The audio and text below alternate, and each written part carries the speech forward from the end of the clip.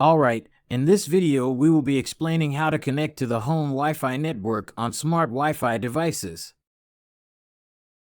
As an example, we have the manual that comes with carrier brand devices, and in this manual, you will be able to see step-by-step instructions on how to directly connect these smart devices to Wi-Fi. The idea is for you to be able to offer an additional service to customers and for you as technicians to understand how this connection from air conditioners to the Wi-Fi network works so that the customer can later manage them with their own phone.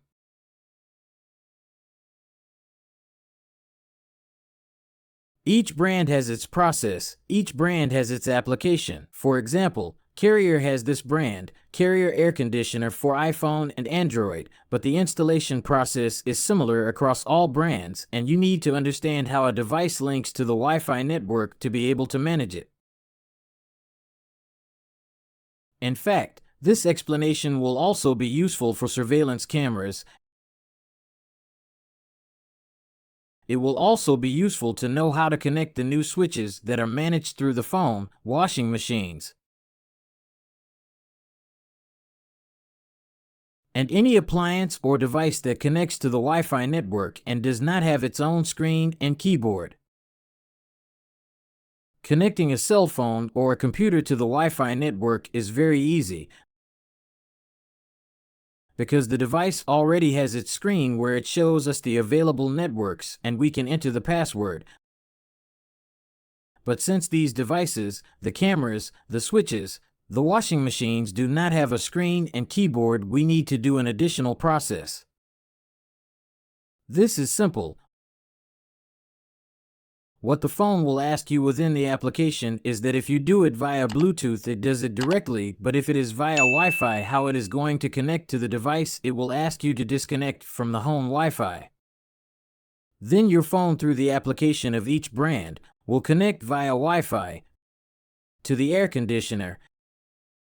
And when you connect, you act as the screen and keyboard of the device. This is the initial and only process that needs to be done to finally link the device to the Wi-Fi network.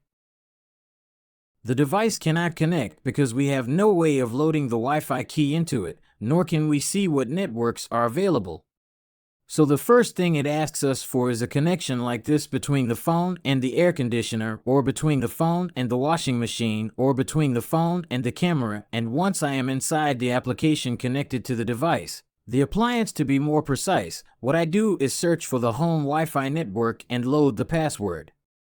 It will ask me for the password, and maybe I wonder why it asks me for the password if I already have the Wi-Fi password, but now I am representing the device and the device does not have the password saved.